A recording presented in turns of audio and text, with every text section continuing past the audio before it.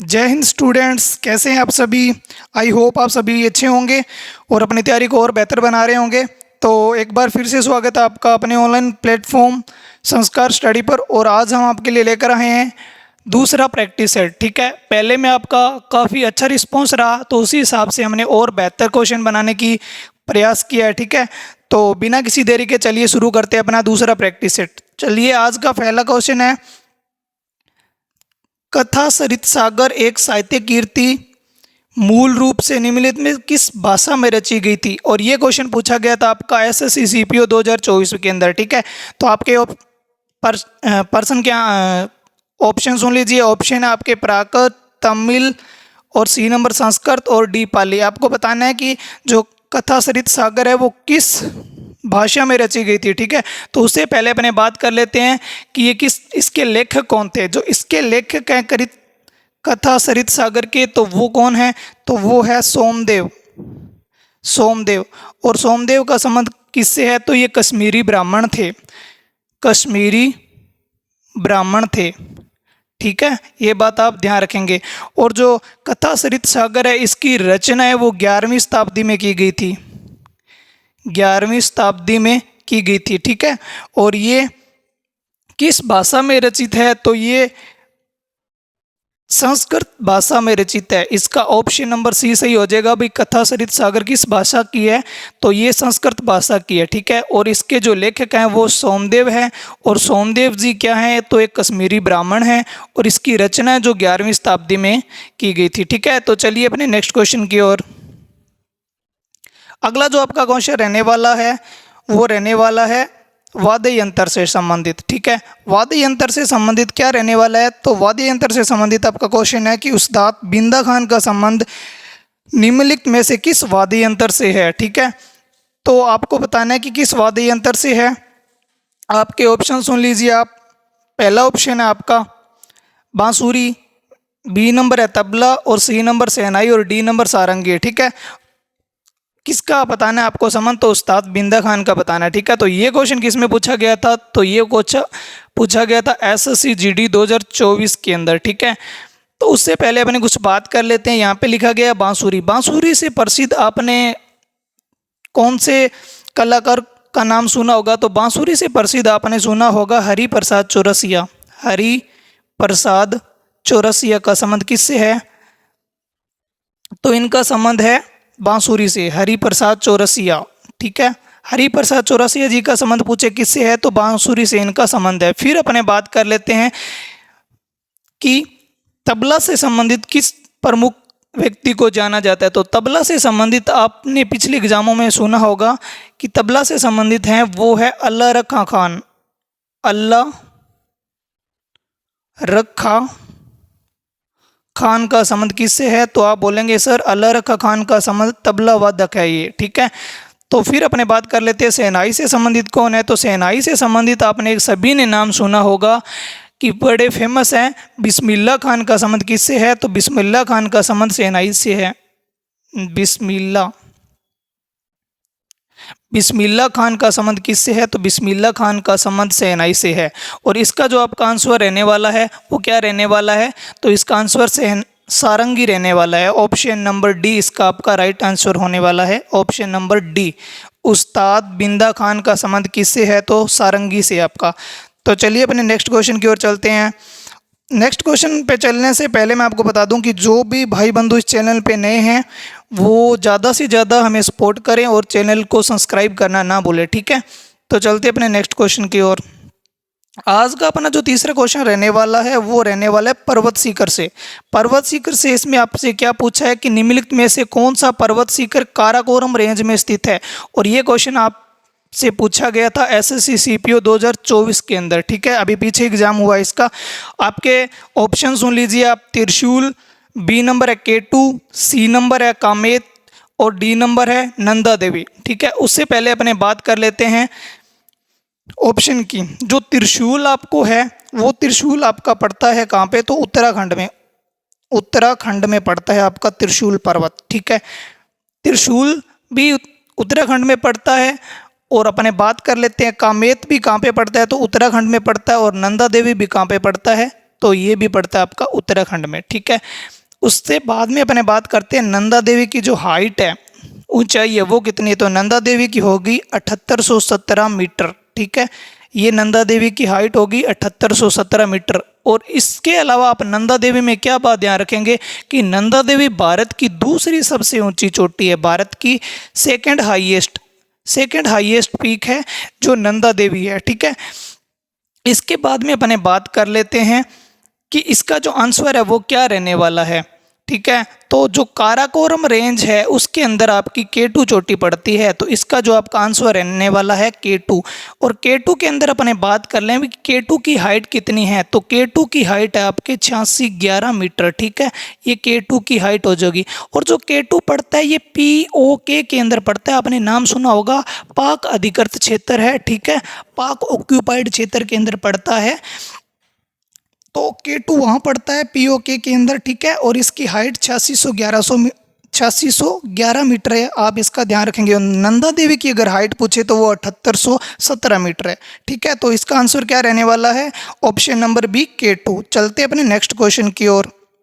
Next question आपका रहने वाला है CPU 2024 के एग्जाम से, ठीक है।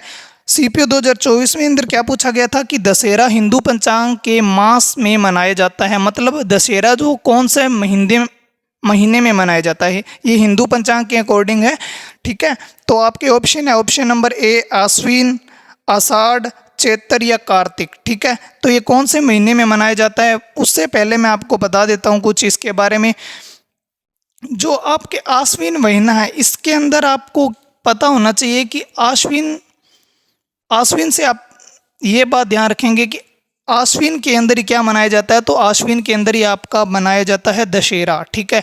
आश्विन इसका आंसर रहने वाला है, ठीक है, ऑप्शन नंबर ए। उसके बाद में अपने बात करते हैं आषाढ़। आषाढ़ के अंदर अपने एक महत्वपूर्ण त्यौहार जो एक शिष्य का गुरु के प्रति होता है, ठीक है, वो मनाया जाता है। तो उसका नाम क्या है, तो आषाढ़ के अंदर मनाया जाता है आषाढ़ पूर्णिमा के अंदर, आषाढ़ पूर्णिमा, ठीक है।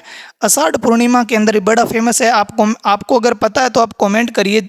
आषाढ़ पूर्णिमा के अंदर मनाया जाता है गुरु पूर्णिमा मनाया जाता है आषाढ़ माह के अंदर, ठीक है। आषाढ़ की पूर्णिमा को मनाया जाता है गुरु पूर्णिमा, ठीक है। उसके बाद में अपने बात करते हैं चैत्र माह के अंदर। तो चैत्र माह के अंदर आपने सुना होगा कि राम नवमी कब मनाया जाता है, तो रामनवमी चैत्र की नवमी को मनाया जाता है, रामनवमी मनाया जाता है चैत्र महीने में। और कार्तिक के अंदर आप सभी को पता होगा कि कार्तिक माह के अंदर क्या मनाया जाता है, तो कार्तिक अमावस्या को होती है आपकी दीपावली, कार्तिक अमावस्या को होती है आपका दीपावली, जो अभी आपके आगे आने वाली है, ठीक है।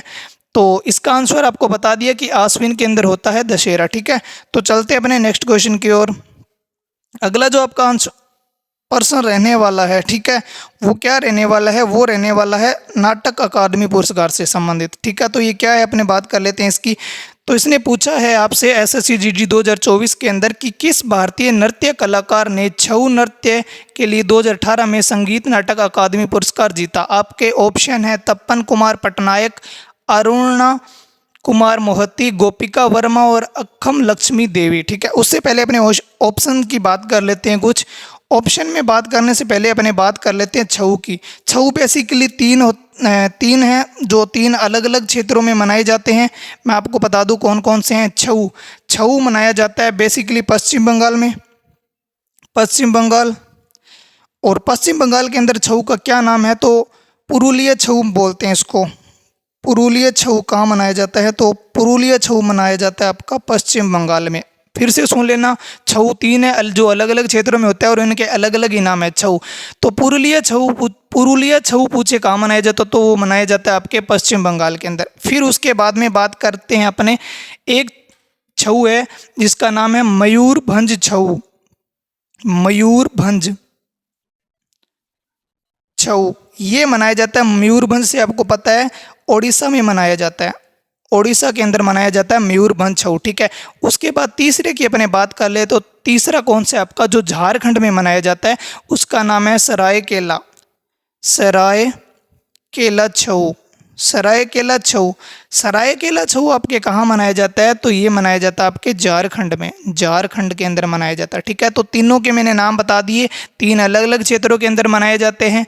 ठीक है, उसके बाद में अपने बात करते हैं ऑप्शन की।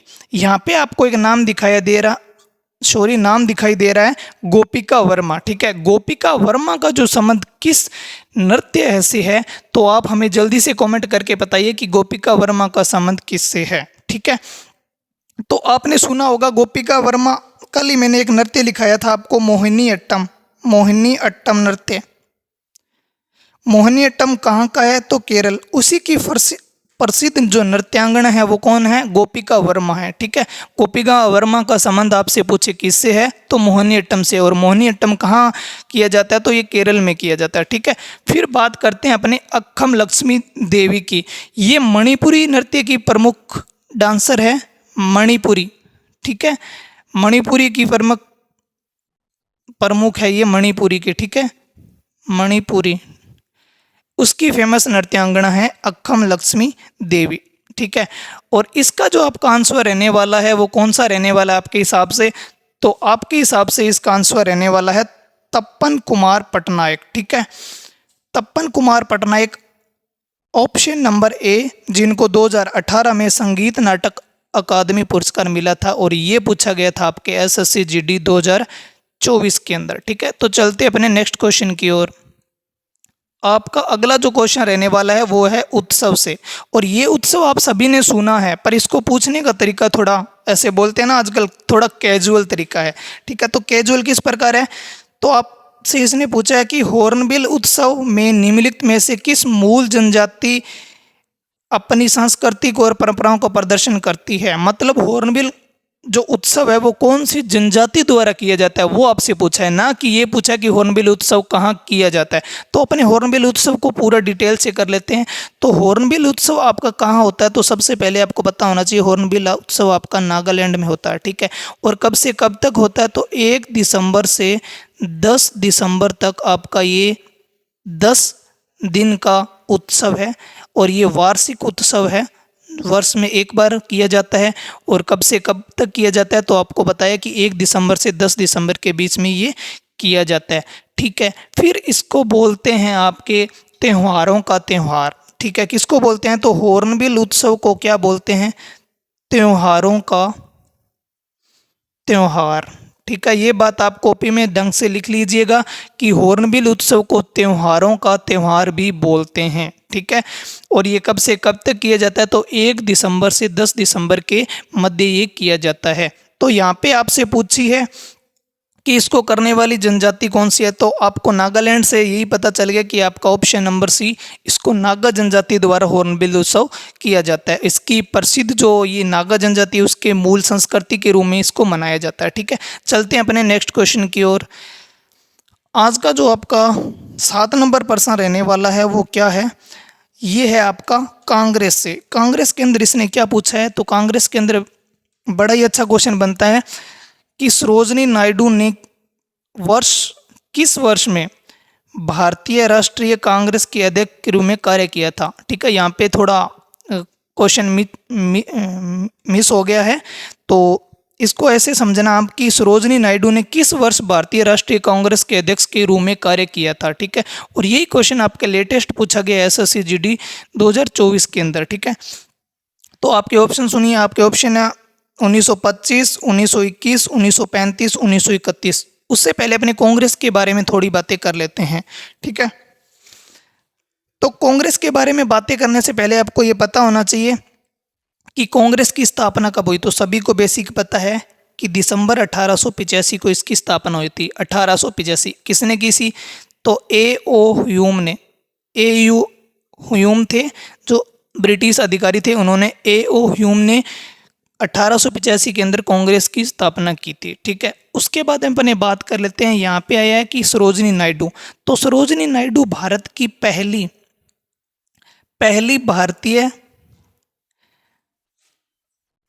भारतीय अध्यक्ष थी, इसकी पहली भारतीय महिला अध्यक्ष। ठीक है, पहली भारतीय महिला, अगर इसमें भारतीय वर्ड जुड़ा है तो हो जाएगा सरोजनी नायडू। अगर आपसे सीधा ही पूछ ले कांग्रेस की पहली महिला अध्यक्ष, यानी सीधा ही सिंपल पूछा आपने कांग्रेस की पहली महिला अध्यक्ष, वो फिर कौन होने वाली है, तो सभी को पता है एनी बेसेंट। आपने नाम सुना होगा छोटी क्लासों में, एनी बेसेंट थी। ठीक है, ये एनी बेसेंट 1917 के अंदर, ठीक है, 1917 के अंदर कांग्रेस की जो पहली महिला अध्यक्ष के रूप में ये बनी थी, वो बनी थी इसकी अध्यक्ष। ठीक है, और जो सरोजनी नायडू है वो कब की रहने वाली है, तो वो ऑप्शन नंबर ए 1925 की रहने वाली है। ठीक है, तो चलते हैं अपने नेक्स्ट क्वेश्चन की ओर। अगला जो प्रश्न रहने वाला है वो आपका नृत्य से है। आपने कई बार देख लिया होगा कि 2024 एसएससी जीडी के अंदर काफ़ी नृत्य और महोत्सव पूछे जाते हैं, तो कल्चर का जो पार्ट है वो बेसिक हमेशा ही एसएससी जीडी के अंदर ज़्यादा पूछा जाता है। आप एसएससी सीपीओ का एग्ज़ाम उठा के देख लीजिए, जो कल्चर का पोर्शन है, अभी ल्यूसेंट का नया वर्जन है, उसमें भी आपने देखा होगा कि ल्यूसेंट के अंदर भी काफ़ी पेज ऐड हुए हैं। वो इसी कारण ऐड हुए हैं क्योंकि एसएससी का जो फिक्स पैटर्न बन गया कि वो पंचवर्षीय योजना से सवाल पूछता है तो अगली पारी में ही पूछेगा, और पंचवर्षीय योजना के बाद में 2011 की जनगणना में पूछता है तो पूछेगा, और लोक वाद्य यंत्र और वादक से पूछता है, नृत्य पूछता है, लोक नृत्य, शास्त्रीय नृत्य, इनसे क्वेश्चन फिक्स आता है, तो आप इनको अच्छे से कवर कर लीजिएगा। ठीक है, इसके बाद में आपसे पूछा है कि मुंडारी नृत्य का संबंध निम्नलिखित में से किस राज्य से है, एसएससी जीडी 2024। आपके ऑप्शन उत्तर प्रदेश, बी केरल, सी तमिलनाडु और डी झारखंड।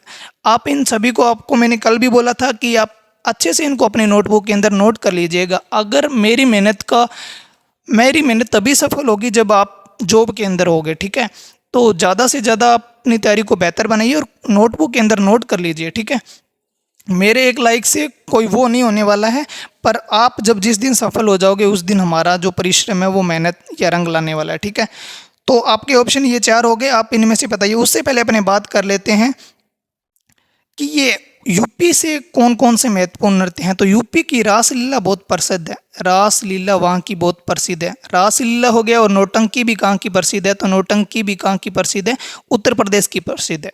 और केरल से कल ही मैंने आपको बता दिया कि मोहिनीअट्टम कहाँ का रहने वाला है, तो मोहिनीअट्टम केरल का रहने वाला है। ठीक है, तमिलनाडु से आप क्या याद रखोगे, तमिलनाडु से आप रखोगे भरतनाट्यम। भरतनाट्यम ये कहाँ का रहने वाला है, तो भरतनाट्यम रहने वाला है आपका तमिलनाडु से। ठीक है, और झारखंड से बात करें तो झारखंड से आपका मुंडारी, जो आपका आंसर रहने वाला है इसका option number D Jharkhand. Mundari नृत्य का संबंध किस राज्य से है, तो वो आपके ऑप्शन नंबर डी झारखंड से है। ठीक है, चलते अपने नेक्स्ट क्वेश्चन की ओर। अगला जो आपका प्रश्न रहने वाला है, प्रश्न नंबर 9, ये रहने वाला है आपका, भारत की निम्नलिखित में से किस पंचवर्षीय योजना के अंत में देश में 5 आईआईटी स्थापित की गई थी, एसएससी जीडी 2024 के अंदर पूछा गया था। ठीक है, आपके प्रश्न है तीसरी पंचवर्षीय योजना, दूसरी पंचवर्षीय योजना, पहली पंचवर्षीय योजना या चौथी पंचवर्षीय योजना। ठीक है, तो अपने थोड़ी पंचवर्षीय योजना की बात कर लेते हैं, पहली की बात कर लेते हैं। तो पहली पंचवर्षीय योजना का कार्यकाल जो रहने वाला है वो 1951 से 1956 रहने वाला है। ठीक है, 1951 से 1956 इसका कार्यकाल रहने वाला है। ठीक है, और जो इसका मॉडल था वो किस बेस पे आधारित था, तो इसका मॉडल है वो हेरोल्ड डोमर मॉडल पे आधारित है। Harold Domar model. ठीक है, ये बात आप ध्यान रखेंगे, हेरोल्ड डोमर मॉडल पे आधारित थी पहली पंचवर्षीय योजना। और पहली पंचवर्षीय योजना के दौरान पीएम कौन थे, यानी प्रधानमंत्री कौन थे, तो वो कौन थे, तो पंडित जवाहरलाल नेहरू। पंडित जवाहरलाल नेहरू थे। ठीक है, ये बात आप ध्यान रखेंगे कि पहली पंचवर्षीय योजना के दौरान जो पीएम कौन रहने वाले हैं, तो पंडित जवाहरलाल नेहरू रहने वाले हैं। ठीक है, तो ये आपके थोड़ी बेसिक मैंने बता दिया कि जो पंचवर्षीय योजना है उसको हमने किस देश के मॉडल से ग्रहण किया, तो वो आपके रूस रहने वाला है। रूस से अपनों ने इसकी जो बेसिक नॉलेज लिया हमने कि पंचवर्षीय योजना को कैसे कार्यान्वित करते हैं, तो वो हमने रूस से ग्रहण किया है। ठीक है, उसके बाद में अपने कि किस पंचवर्षीय योजना के अंत में हम उन्होंने 5 आईआईटी स्थापित की थी, तो वो आपका आंसर रहने वाला है पहली पंचवर्षीय योजना के दौरान, ऑप्शन नंबर सी के अंदर। ठीक है, तो चलते अपने नेक्स्ट क्वेश्चन की ओर। आगे है आपका क्वेश्चन कि अनाज में कौन सा प्रोटीन पाया जाता है। एसएससी सीपीयू 2024 के अंदर साइंस का ये बेहतरीन क्वेश्चन है आपका। तो इसका आंसर जल्दी से बताइए। पहले मैं आपको कुछ बता देता हूँ कि मानव के बाल व नाखून में कौन सा प्रोटीन पाया जाता है? तो आप सभी कमेंट करिए, जल्दी से बताइए मेरे को। तो किरेटिन पाया जाता है मनुष्य के बाल व नाखून के अंदर, तभी आप उनको काटते हो तो आपको दर्द नहीं होता, ठीक है। तो अनाज में कौन सा प्रोटीन पाया जाता है? तो इसका आपका आंसर रहने वाला है ऑप्शन नंबर बी, ग्लूटेन, ठीक है। चलते अपने नेक्स्ट क्वेश्चन की ओर। आज का आपका 11 नंबर प्रश्न रहने वाला है, निम्नलिखित में से कौन सी नदी हिमालय अपवाद अंतर का हिस्सा नहीं है? मतलब ये एसएससी एमटीएस 2019 में पूछा गया था और यूपी ट्रिपल सी पीईटी 2021 के अंदर भी क्वेश्चन पूछा गया था, ठीक है। तो इसका दोहराव हुआ है, यानी 2019 में भी आया था और 2021 में आया है, ठीक है। तो क्या पता आपकी पारी में आ जाए, तो आप इसको अच्छे से नोट कर लीजिएगा, ठीक है। तो अब हिमालय अपवाद अंतर का मतलब है जो नदियाँ हिमालय अंतर से निकलती है उसका हिस्सा नहीं है। तो आपको बेसिकली देख के भी पता चल रहा होगा कि सिंधु, ब्रह्मपुत्र और जो गंगा है ये तीनों तो उसका हिस्सा है हिमालय का, लेकिन गोदावरी है वो प्रायद्वीपीय भारत की है, ठीक है। तो ये बात आप ध्यान रखेंगे। तो अपने बात कर लेते हैं गोदावरी की। इसका आंसर रहने वाला आपका ऑप्शन नंबर 1, गोदावरी। तो अपनी गोदावरी की बात कर लेते हैं, ठीक है। गोदावरी का जो उद्गम है वो त्र्यंबकम पहाड़ियों से होता है, त्र्यंबकम पहाड़ी। और ये पहाड़ियाँ कहाँ पड़ती है? तो ये पहाड़ियाँ पड़ती है महाराष्ट्र के अंदर, MH मतलब महाराष्ट्र के अंदर से, ठीक है। और जो इसकी लंबाई होने वाली है, लेंथ किसकी? गोदावरी नदी की, तो वो कितनी होने वाली है? वो 1465 किलोमीटर, ठीक है। आप इसको अच्छे से नोट कर लीजिएगा कि गोदावरी नदी की लंबाई 1465 किलोमीटर है, ठीक है। उसके बाद में अपने बात कर लेते हैं कि गोदावरी नदी, ठीक है, प्रायद्वीपीय भारत की सबसे लंबी नदी कौन सी है? तो प्रायद्वीपीय भारत की सबसे लंबी नदी भी गोदावरी है। आप क्वेश्चन नोट करिए, मैं आपको बोल रहा हूँ वो लिखिए कि प्रायद्वीपीय भारत की सबसे लंबी नदी कौन सी है? तो वो गोदावरी नदी है। इसी को क्या एक उपनाम है इसका, वृद्ध गंगा भी के नाम से भी जाना जाता है। वृद्ध गंगा, बूढ़ी गंगा के नाम से किसको जाना जाता है? तो गोदावरी नदी को जाना जाता है, ठीक है। तो चलते हैं अपने नेक्स्ट क्वेश्चन की ओर। अगला जो प्रश्न रहने वाला है वो आपका चित्रकारी से है, कल्चर से फिर आगे आपका क्वेश्चन। ये सीआरपीएफ कांस्टेबल 2019 के एग्जाम में पूछा गया था कि कलमकारी चित्रकारी किस राज्य से संबंधित है? आपके ऑप्शन है आंध्र प्रदेश, मणिपुर, पश्चिम बंगाल और महाराष्ट्र से, ठीक है। तो उससे पहले मैं अपने बात कर लेते हैं कुछ कि आपने वर्ली पेंटिंग का नाम सुना होगा। वर्ली पेंटिंग कहाँ की प्रसिद्ध है? ये अभी पूछा गया था, जो यूपी पुलिस री एग्ज़ाम हो रहे हैं उसमें पूछा गया वर्ली पेंटिंग कहाँ की है?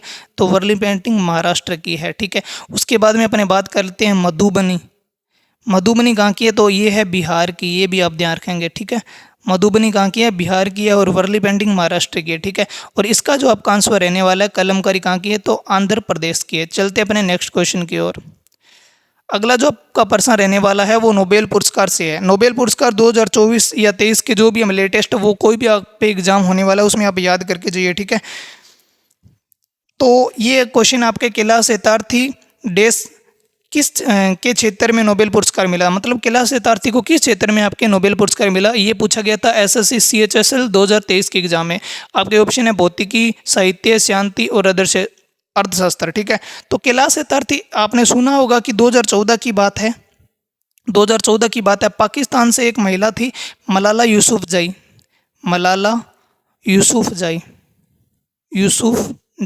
ठीक है। और भारत की ओर कौन थे? तो कैलाश सत्यार्थी। इन दोनों ने जो बच्चे होते हैं, बच्चों की शिक्षा के अधिकार को लेकर एक आंदोलन छेड़ा था, ठीक है। उसी के कारण इनको दोनों को 2014 के अंदर शांति का नोबेल पुरस्कार दिया गया था, ठीक है। शांति का नोबेल पुरस्कार दिया गया था किन किन को? कैलाश सत्यार्थी और पाकिस्तान की मलाला यूसुफजई को, ठीक है। और अपने बात करते हैं कैलाश सत्यार्थी की, ठीक है। कैलाश सत्यार्थी ने भारत के अंदर एक आंदोलन चलाया था, उसका नाम है बचपन, ठीक है, बचपन बचाओ आंदोलन। बचपन बचाओ अंदर आप कॉपी के अंदर अच्छे से नोट कर लीजिएगा। बचपन बचाओ आंदोलन किसने शुरू किया था? वो कैलाश सत्यार्थी ने शुरू किया था। और इन्हीं को शांति के क्षेत्र के अंदर 2014 के अंदर नोबेल पुरस्कार दिया गया, ठीक है। चलते अपने नेक्स्ट क्वेश्चन की ओर। अगला जो आपका प्रश्न रहने वाला है वो परमाणु ऊर्जा अधिनियम किस वर्ष पारित किया गया? ये आपका पूछा गया था RRB NTPC 2021 के अंदर, ठीक है। परमाणु ऊर्जा अधिनियम, ठीक है। तो ये आपका किस वर्ष आया था? तो ये आपका आया था 1962 के अंदर, ठीक है। 1962 के अंदर ये आया था, तो आपका ऑप्शन नंबर सी सही होने वाला है, 1962, ठीक है। 1962 तो आपने लिख लिया, पर 1962 के अंदर आपने कुछ और भी चीज़ें नोट की होगी। 1962 के अंदर ही बहुत बेहद घटना होती है, तो उसमें कौन सी घटना हुई थी? तो भारत चीन युद्ध भी कब हुआ था? तो भारत चीन युद्ध भी हुआ था 1962 के अंदर, ये बात आप ध्यान रखेंगे, ठीक है। उसके बाद में अपने चलते हैं नेक्स्ट क्वेश्चन की ओर। नेक्स्ट क्वेश्चन के अंदर आपका है, ये मैंने करंट के 2 क्वेश्चन जो आगे से मैं हर प्रैक्टिस सेट में डाला करूँगा, मेरी तरफ से 2 प्रैक्टिस सेट के अंदर 2 करंट के क्वेश्चन होंगे, और आप आने वाले एग्जाम के अंदर इनको देखने को जरूर आपको मिलेंगे। जहाँ तक आपके प्रयास है, आप इनको अच्छे से नोट करें, ठीक है। तो ये आपका करंट का क्वेश्चन है जो कहाँ से होने वाला है। तो करंट का क्वेश्चन है, तो ये आपका बेसिक वर्ल्ड हैप्पीनेस रिपोर्ट के अंदर से होने वाला। वर्ल्ड हैप्पीनेस रिपोर्ट 2024 इसको बोलते हैं, जो खुशहाल देश है उनके अंदर, ठीक है। तो इसकी पूरी डिटेल से अपने बात कर लेते हैं। तो इसके अंदर जो कुल कितने देशों ने भाग लिया था? तो 143 देशों ने इसके अंदर भाग लिया था। किसके अंदर? वर्ल्ड हैप्पीनेस रिपोर्ट 2024 के अंदर 143 देशों ने भाग लिया था, ठीक है। उसके अंदर अपने भारत की रैंक जान लेते हैं। भारत की रैंक क्या थी इसके अंदर? भारत की कौन सी रैंक थी 143 देशों के अंदर? तो भारत 126वें स्थान पे है। भारत 126वें देश का खुशहाल देश है, ठीक है। उसके बाद में अपने बात कर लेते हैं कि सबसे खुशहाल देश कौन सा है, सबसे सुखी या हैप्पीनेस के अंदर कौन सा देश है? तो वो फिनलैंड है आपका। इसका आंसर रहने वाला फिनलैंड है। और फिनलैंड इसी बार नहीं है, ये लगातार 7 साल से ये खुशहाल देश है, ठीक है। तो 143 देशों में भारत की कौन सी रैंक है? तो 126वीं रैंक है। और सबसे खुशहाल कौन है? तो फिनलैंड आपका इसका आंसर रहने वाला है, ठीक है। फिर अपने चलते हैं अपने नेक्स्ट क्वेश्चन की ओर। अपना जो नेक्स्ट क्वेश्चन है वो है 16 नंबर, ठीक है। इसकी बात कर लेते हैं, ठीक है। तो इसके अंदर अपने क्या बात करेंगे कि भारत में गुड गवर्नेंस डे, ठीक है, किसके जन्मदिन पर मनाया जाता है? ये एसएससी जेईई 2020 के अंदर और एसएससी सीपीओ 2021 के अंदर। ये क्वेश्चन ऐसे हैं जो रिपीट होते ही होते हैं, आप इनको मिला लेना अपनी कॉपी से जब आपका एग्जाम हो तब, ठीक है। तो इसके ऑप्शन है आपके इंदिरा गांधी, अटल बिहारी वाजपेयी और जवाहरलाल नेहरू और सरदार वल्लभ भाई पटेल, ठीक है। पहले तो अपने बात कर लेते हैं कि गुड गवर्नेंस डे कब मनाया जाता है। तो ये 25 दिसंबर को आपका मनाया जाता है। 25 दिसंबर को मनाया जाता है। 25 दिसंबर को मनाया जाता है, ठीक है। उसके बाद में अपने बात कर लेते हैं कि यहाँ पे लिखा हुआ है सरदार वल्लभ भाई पटेल, तो इनको क्या कहते हैं? भारत के लोहे पुरुष कहते हैं। लोहे पुरुष आपने सभी ने सुना होगा, लोह पुरुष तो ये, पर आयरन लेडी किसे कहते हैं? आयरन लेडी कहते हैं इंदिरा गांधी को, ठीक है। आयरन लेडी इंदिरा गांधी जी, ठीक है। और गुड गवर्नेंस डे किसके जन्मदिन पे मनाया जाता है? तो वो है अटल बिहारी वाजपेयी के जन्मदिन पे मनाया जाता है। बीजेपी से इनका संबंध है, ठीक है। ये बात आप ध्यान रखेंगे। और पहली पंचवर्षीय योजना के दौरान मैंने अभी थोड़ी देर पहले ही बताया था कि जो पीएम कौन थे? तो जवाहरलाल नेहरू थे, ठीक है। 25 दिसंबर गुड गवर्नेंस डे मनाया जाता है। चलते अपने नेक्स्ट क्वेश्चन की ओर। अगला जो अपना क्वेश्चन रहने वाला है ये विश्व वर्ल्ड जीके से आपका। वर्ल्ड जीके के अंदर अपने बात कर लेते हैं स्वेज नहर की। स्वेज नहर एक कृत्रिम जलमार्ग है जो निम्नलिखित में से किस समुद्र को जोड़ता है? आपके ऑप्शन है काला सागर और भूमध्य सागर, कैस्पियन सागर और भूमध्य सागर, काला सागर और लाल सागर, और भूमध्य सागर और लाल सागर, ठीक है। तो इसके अंदर अपने बात कर लेते हैं कि कब इसको कौन सी चीज़ें इसको जोड़ती है।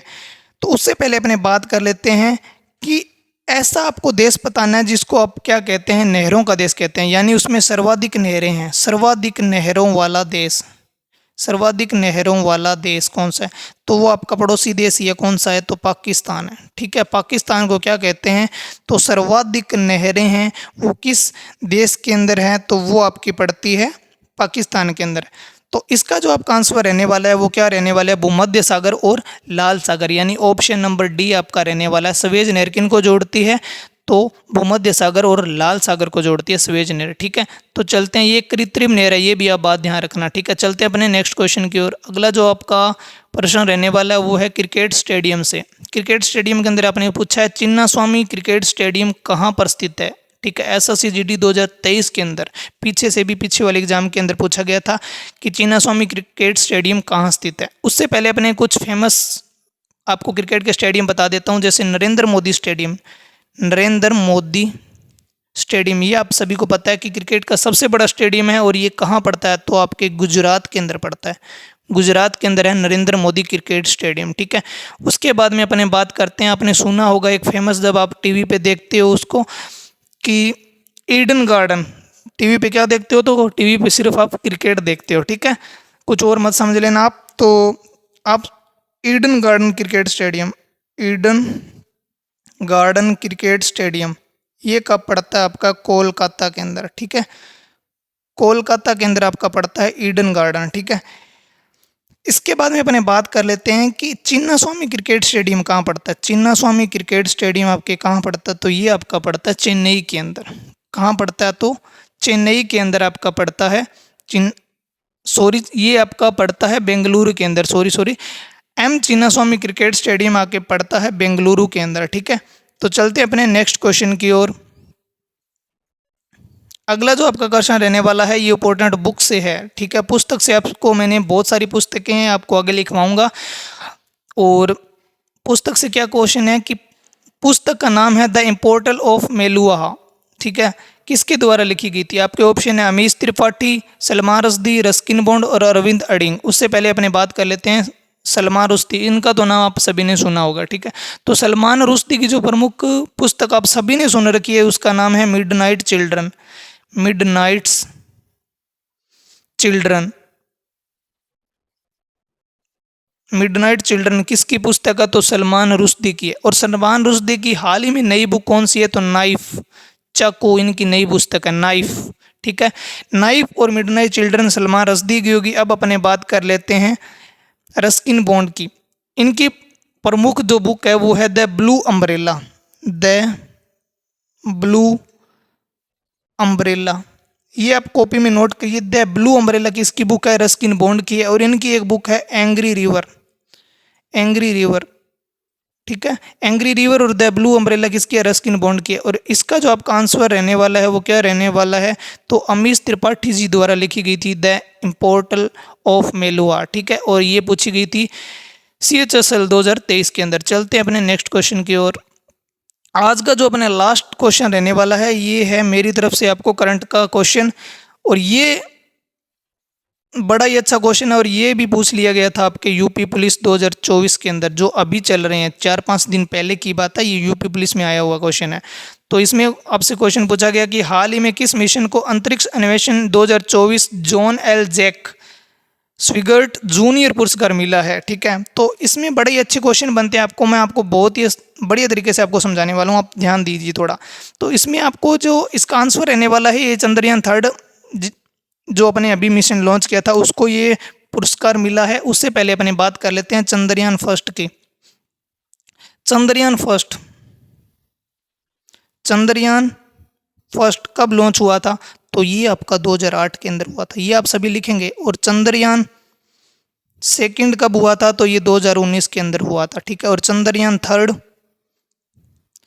ये कब हुआ था, तो चंद्रयान 3 अभी लेटेस्ट ये 2023 के अंदर, ठीक है। ये लिख लिए, चंद्रयान 1 2008 के अंदर लॉन्च हुआ था, चंद्रयान 2 2019 और चंद्रयान 3 2023 के अंदर, ठीक है। अभी अपने बात करते हैं चंद्रयान 3 की। चंद्रयान 3 के अंदर कौन से जो व्हीकल का यूज़ किया गया था, तो लॉन्चिंग मिशन LVM 3 और M4, ये लॉन्चिंग व्हीकल था LVM 3 और M4, ठीक है। फिर अपने बात करते हैं मार्स ऑर्बिटर मिशन, इसको बोलते हैं MOM, ठीक है, यानी मंगल पर सफलता 2013 के अंदर, ये बात भी आप ध्यान रखेंगे, ठीक है। तो इसका आंसर आपको बता दिया कि क्या रहने वाला, चंद्रयान 3 मिशन को मिला था, जो भी लेटेस्ट में हुआ है, ठीक है।